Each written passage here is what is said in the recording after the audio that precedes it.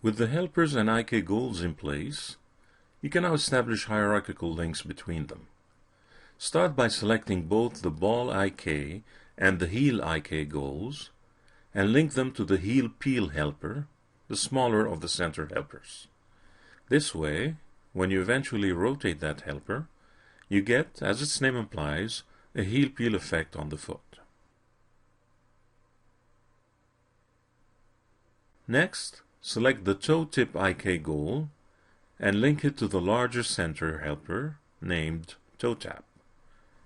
This way, when you rotate that helper, you get a toe tap effect, again, as the helper's name implies. Now select both ball helpers and link them to the toe tip helper. This will help create a general toe lift when you need it. You can also use this technique to get an effect like a foot squashing a cigarette. However, you need to make a small adjustment for this to work well, otherwise you will encounter an unwanted foot twist. This may be easier to see in shaded mode, F3, and from the side.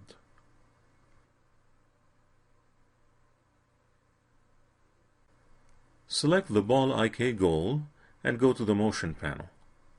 Set its parent space to IK goal and try again.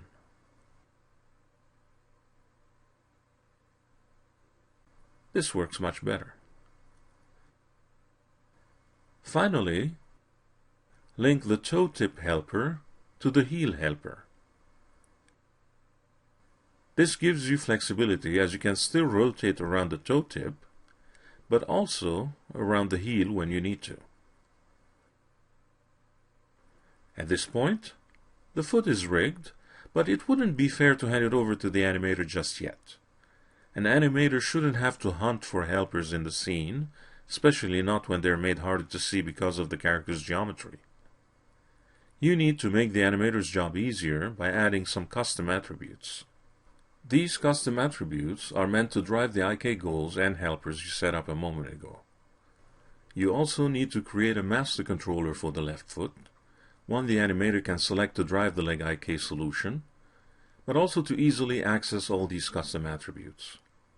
The master controller can be any type of objects, but is typically a simple shape. Temporarily unhide the geometry to use it as reference.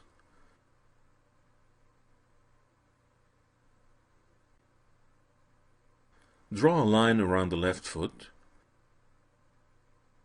Keep it simple with no curves.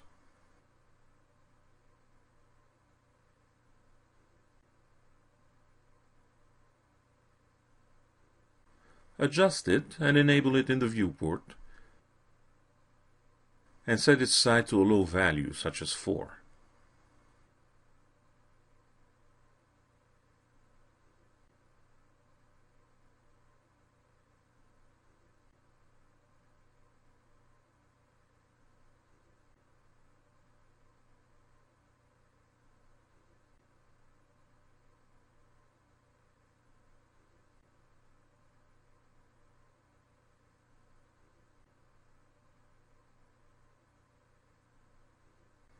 When you're happy with the shape, hide the geometry again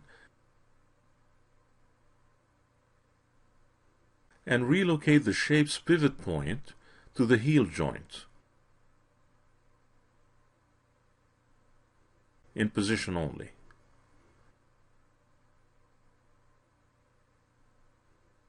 Rename it Zombie Left Foot Controller.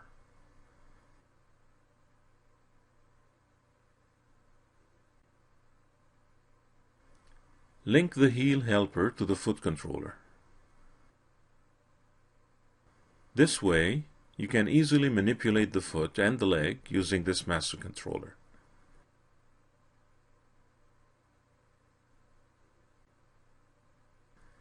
You are now ready to tackle custom attributes, but before you get to that, select all 4 helpers and foot controller shape.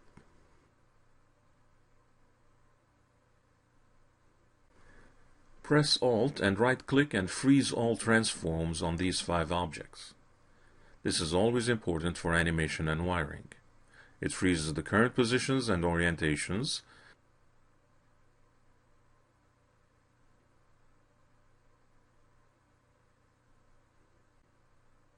so you can come back to them if you need to.